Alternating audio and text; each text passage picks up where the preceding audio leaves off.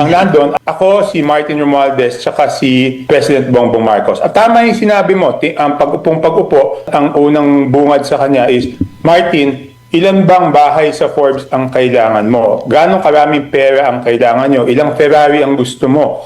Ilang eroplano, ilang helicopter kailangan nyo? Gaano karaming caviar kaya nyong kainin? Grabe na kayo ni Saldi. Yun ang sinabi. Wala akong nagagawa kasi kinukuha nyo lahat ng pera ng mga flagship projects. No? At sabi niya, grabe ang corruption sa Congress. Pero alam mo, Martin, wala akong natatanggap dyan. Yun yung mahaba 1 oras kalahati yata kami nag-usap Sunday kasi yon.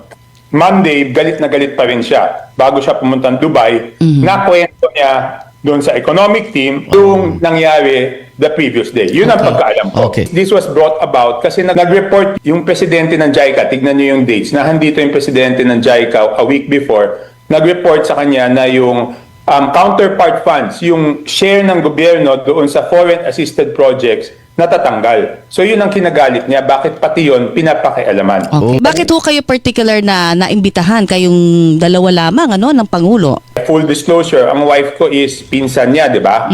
So kami may Sunday lunch noon. After lunch, kami yung pinapasok doon sa parang private study. Doon sa pag-kusina na doon sa Bahay Pangulo. Kami lang naman kasi siguro yung related na miyembro ng Kongreso. Para sa mga taong bayan ho, alam ng Pangulo from the very beginning na may mga ganito. So, wala ho kaagad nagkaroon ng, kumbaga, aksyon laban ho sa Hinintay kanya. pa niya yung SONA.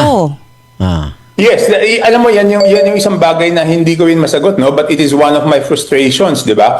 Kung bakit walang aksyon, I don't know. I cannot defend him because I don't know also, and frustration ko yan.